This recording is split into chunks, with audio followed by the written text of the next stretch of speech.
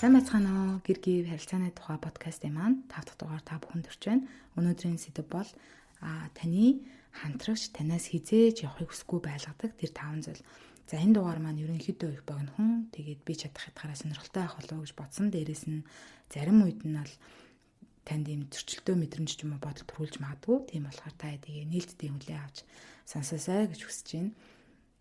За эдгээр нэрлэж байгаа ярих байгаа 5 зүйл маань болохоор миний өөрийн маань одоо 18 жилийн хосын харилцаанаас одоо алдан оноо сурсан хэрэгжүүлээд өнөөдөр өөртөө дадал болгосон тэдгээр зүйлүүд дээрээс нь бас мэдээж хэрэг би одоо ганцаараа өөрөө мэдсэн биш одоо бусад гадаад дотоод гэлтгүй маш олон үлгэр жишээ тийм гэр бүлтэй амгалан тайван байдал авчирсан тэр эмэгтэйчүүдээс үлгэр жишээ болгоод сурсан зүйлүүдээ амьдралдаа хэрэгжүүлсэн зүйлүүдээ энэ хамгийн чухал юм байна гэж бодоод тэр 5 зүйлээ базаа та нартай хүргэж байгаа шүү. За өнөөдрийн сэдв рүүгээ шууд орохоос өмнөх дугааруудыг маань сонсоод лайк, шеэр хийгээд тэгээ комент сэтгэлээ үлдээсэн та ядтай бол маш их баярлалаа. Тэгээ шинээр сонсож байгаа хүмүүс байх юм бол подкаст нь маань Тавтаа морил, тэгээ намайг Око гэдэг харилцааны коуч, хүн амжиж мэрэгчлээ. Нөхөр хоёр хүүхдийн хаан Сиэтлд амьдардаг ийм бүсгүй байна. За өнөөдрийн сэдвийг сонгож авах болсон надад нэг хоёр шалтгаан бол байгаа даа. Нэгдүгээрт нь гэхээр би нөгөө нэг нөхөртөөгөө үргэж явах үедээ болохоор орчин тойрноос одоо энэ мессежийг их авдаг байсан. Хүмүүс нөгөө суугаал 2-3 жил болоод би бинээсээ өөддөг. Тэрнээс хойш бол тэгээл юм төвчж л амьдрдээ штэ. Үр хөвгтөө бодоод ер нь тэгээл дууга зарим нэг зүйлийг төвчэл амьдрна. Ингээд тиймэрхүү мессежийг авдаг байсан. За тийм миний хувьд болохоор би дотроо юу хүсэж байна гэхээр би нэг хүнтэй амьдраа тэрнтэйгээ тууштай би биндээ үнэнч тэгээд мэдээж хэрэг сайхан амьдрмаар байна л гэж бодсон. Тэ Тэнгүүд энэ нэг талд нь тийм сонсоод тахаар санаа зовн тий. Энэ үнэхээр үнэн юм болов уу гэдэг. Гэтэл би өнөөдөр өөрөө 18 жил хосын харилцаатай байсан. Тэгээд одоо ингээд эргүүлээд харахаар энэ үнэхээр боломжтой юу? Боломжтой. Тэг хэрхэн яаж вэ гэдэг асуултынхаа хариултанд энэ дугаараараа хариу өгөх байх гэж би бодож байна. За хоёрдугаар шалтгаан гэхээр би бас өөрөө айгуу тийм зөрүүд гэх юм уу тэрслүүд тохион байсан л да. Нэг сайт ч юм уу сонин сэтгүүл дээр нөгөө эрэгтэй хүнд хэрхэн яаж таалагдах вэ? Эмэгтэй хүний заавал мэддэг байх тийм зүйл ийм зүйл гэл янз янзын листүүд ингээ гарч ирэхээр амар бухимдхан ч дайшин. Айгу игдүү хурж хүлээж авдаг гэсэн л да. Ер нь яагаад бид нэр эмэгтэй хүн одоо эрэгтэйчүүдэд бид нэр таалагдах гэж өөрсдийгөө өөрчлөх хэрэгтэй гэж гэлтэй. Хэдийгээр тэр айгу зүв боловч одоо ингээ эргүүлээд харахаар энэ харилцаа ч өөрөө эрэгтэй эмэгтэй гэлтгүү тэр харилцаанд орж байгаа хоёр хүмүүсээс хоёулангаас нь хичээл зүтгэж шаардж ээж тийм эн чинь ингээд харилцаагаа цэцгэлүүлээд гоё аваад явдаг зүйл юм байна тий хин нэг нь хичээгээд болчтой зүйл биш юм байна гэдгийг бас ойлголоо тий тийм болохоор тэр тэрслүү үзлээ өнөөдөр орхицсон тэгээд эмэгтэй хүний зүгээс бид нэр юу хийгээд харилцаагаа сайхан хэвээр нь авч явахд одоо юу тусалт юм бэ гэдэг талаар тэг өнөөдрийнхөө энэ подкастыг хийж байгаа байхгүй юу. За тэгээд өнөөдрийнхөө сэдэв рүү ороход таны хамтрагч танаас хизээж явахыг хүсэхгүй байлгадаг 5 зүйл нь яг юу юм болоо гэж та бодож байгаа бах. За тэгвэл бүгдээрээ эхэлцгээе. Нэгдүгээрт хил хязгаар буюу boundaries тогтоох. За бид нар ер нь бүгдээрээ нөхрүүд маань эсвэл эрчүүд бид нарыг одоо хүндлэх ёстой гэж мэддэг ээ. Тэгвэл яаж тэр хүндлэлийг өдөр тутамдаа бид нар авах вэ? Ялангуяа эмэгтэйчүүдийн хувьд бол хүүхэд байхдаа илдэг бай, даруухан бай, хүүхэд байж гэх мэт өгнүүдийг бол их сонсож бол хэлүүлж өсдөг. Гэтэл одоо эдгээрийг сонсож өссөн охин ирээдүйд одоо маш сул хил хязгаартай эсвэл хатуу чанга хил хязгаар тогтоодог болчихгоо тийм хандлагатай байгаад байдаг. Гэтэл хил хязгаар одоо зөв тогтоож байж бид нэр тэр хүсэж байгаа одоо хүндлэлээ өдөр тутамдаа бол авч амьдардаг. Тэгээ эрүүл хил хязгаар тавьснаар бол биднэрт бусад хүмүүс одоо тантай хэрхэн харьцах вэ гэдгийг одоо цааж өгөхөөс гадна тэр харилцааны өнгийг бол тодорхойлоод байдаг. За энэ хүн болгоных бол адилхан байна гэсэн үг бол биш. Таны дотоодоос буюу та өөрийгөө хэр үн цэнтэй хүн бэ гэдгийг мэдэрч байна уу? Тэрийг мэдэж байна уу гэдэгтэй бол сашгүй холбоотой байдаг. Тэгээ эмэгтэйчүүд бид нэр одоо 100% өөрийгөө хангалттай хайрлах хүн гэж бас итгэж чаддаггүй. Тэгэхээр энэ намдууд ташаа итгэл үнэмшил одоо хаан суугсныг олж тогтоох нь нэгдүгээр маш чухал байдаг. Түүний дараачаас одоо та за би байгаараа л хайрлах дундлагдах эрхтэй хүн гэдэг одоо баттгалыг өөртөө хэлээд тэгээд энэ өөрөө дотроосоо тэрэндээ гоё итгээд ирэхээр тэр энерги чинь бус руу цацаад тэр сайхан энерги чинь танд буцаад одоо ойгоод ирж байгаа гэсэн. Тэгээ энэ энгийнээр бол та өөрийгөө хэр үн цэнтэй хүн гэж мэдэрнэ тэрийгээ бол бусдаас авдгаа гэсэн. За энэ нь дахиад л ер нь биднээс эхлээд байгаа учраас та дотгошоогоо өнгийг одоо өөрийнхөө үн цэнийг харж мэдрээсэй гэж би та нараас ол хүсэж байна. Мэдээж хэрэг одоо хил хязгаар тавиад эхлэхээр бол хүмүүс бол дуртай бол хүлээж авдаггүй. Гэхдээ таны шаардлагад нийцэхгүй хүмүүс бол аяндаа өөрсдөө таны хил хязгаартаас ингээд холдоод алга болтгоо гэсэн. Энэ нь танд одоо хэдий цөөхөн ч гэлээ чанартай харилцаатай байх боломж бол үүсгэдэг. Хоёрдугаарт за эрэгтэй хамтрагчаа сул дорой байхад нь аюулгүй орчин бүрдүүлж өгөх. Эрэгтэй хүмүүс маань ер нь сэтгэл хөдлөл мэдрэмжээ илэрхийлэхдээ одоо эмэгтэй хүнээс бол хэд дахин бага байдаг шүү дээ тий. Дээрээс нь одоо багаас нь тэднийг хатуу жанга байлгахад илүү анхаарад тэг өөрийн сэтгэл мэдрэмжээ илэрхийлэх арга барилд ерөөсөө тэд маань суралцаагүй тэг дадаагүй байдаг. Тэглээгээд одоо эрэгтэй хүн чинь сэтгэл хөдлөлгүй гэсэн үг бол биш тий. Тэгээ одоо тэдэн маань өөрийгөө бас илэрхийлэх тэгээд эмзэг байдлаа хаяа гаргах бол хэрэгцээ бол бас байдаг аа.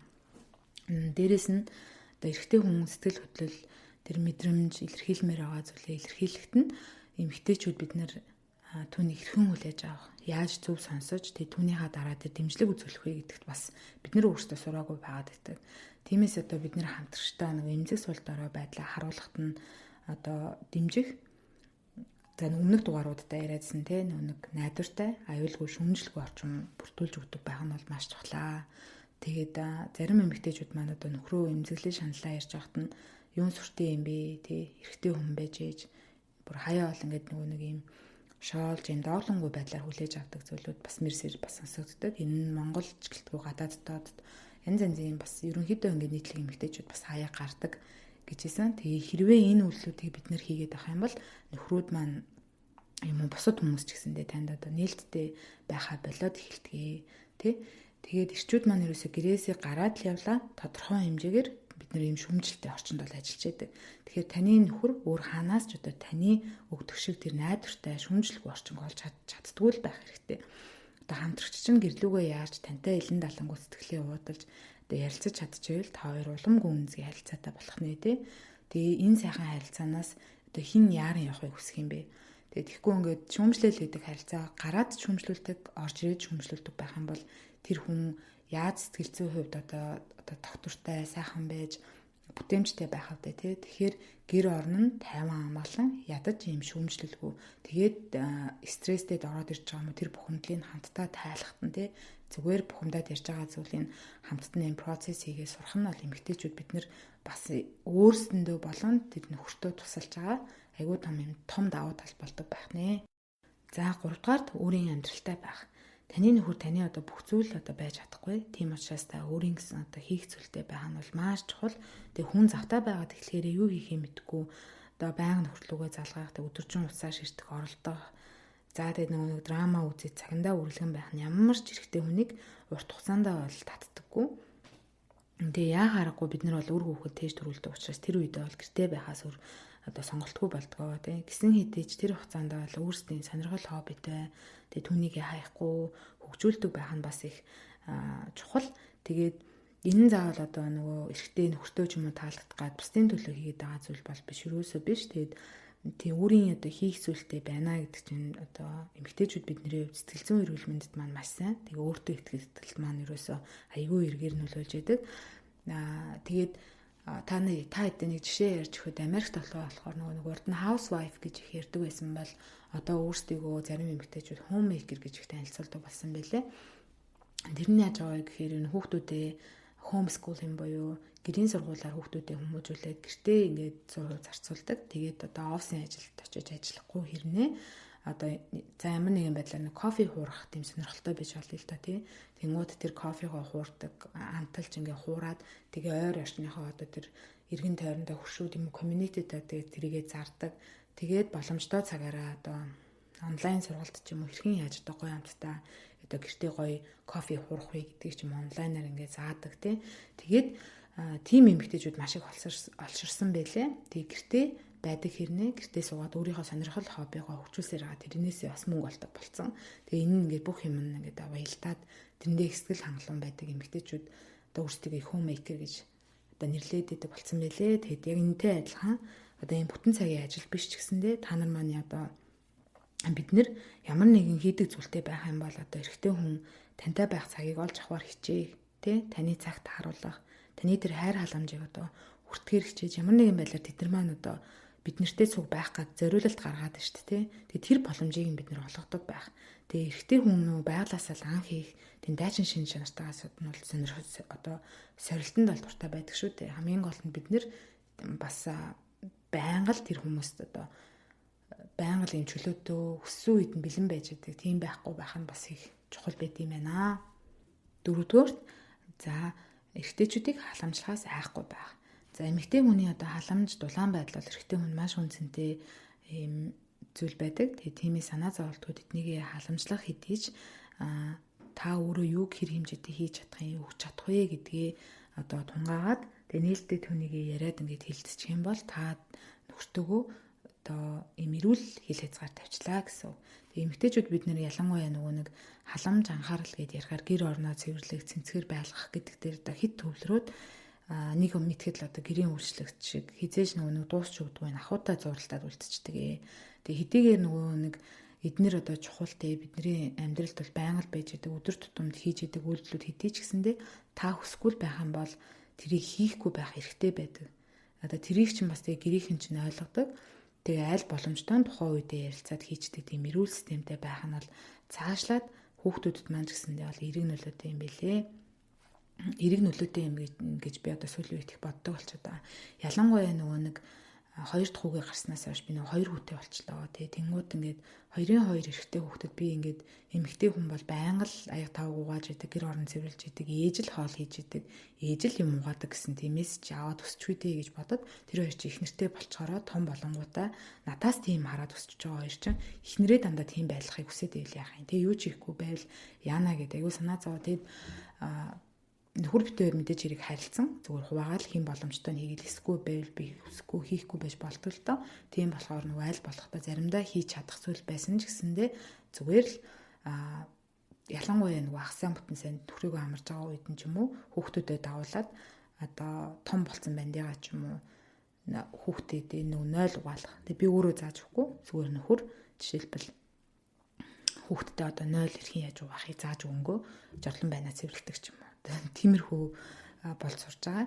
За тэгээд тийм болохоор эмэгтэйчүүд маань бид нар маань бас тэрэн дээрээ одоо эрчүүдийн хувьд нөгөө нэг гэрийн үйлчлэгч байхгүй хэрнээ тэднэрийгээ бас нөрчөр хийх ийм боломжтой. Тэгэхээр та тэрийг өөрөө тунгаагаад бодоод үзээрэй гэж та хэдээсээ хүсье.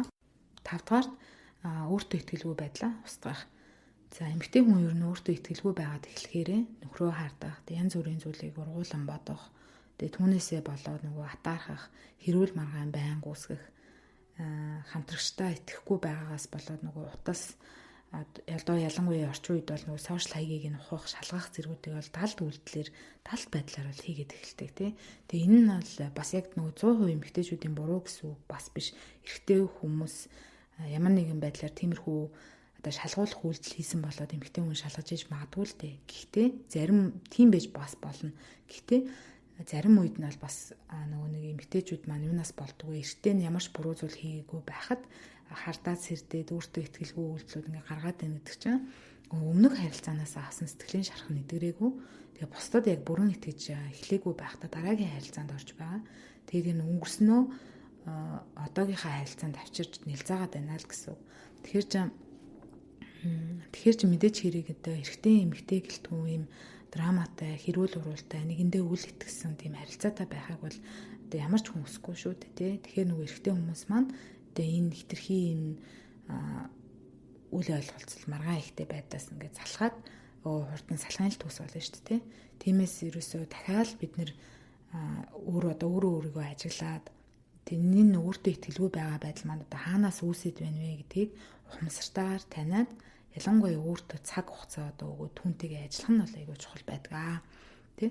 Тэгээ өөртөө итгэлгүй байдал бол харилцааны бол хамгийн том дайсан байдаг шүү. За өнөөдрийн маань саний ярьсан 5 зүйлийг та одоо хэрэгжүүлдэг. Тэгээ эдгээр зүйлс одоо амьдралын тань сашгүй нэг хэсэг болсон бол одоо хамтрчин таныг одоо орхиж явахын тийм санаа зовх зүйл бол танд байхгүй байх нэ, тэ? Өнөөдрийн маань подкаст тэгээд энэ хүрээд өндөрлж байна. Гэр гэвээ сонсож харилцаагаа эргүүлэх алхмын танд маш их баярлалаа. Тэгээд энэхүү дугаар таалагдсан бол лайк, шеэр хийж комент үлдээгээрэй. Тэгээд subscribe дараарай. Эх 7 хоногт нөхөр бүтээрийн хамтын дугаараар уулзлаа. Баяр таа.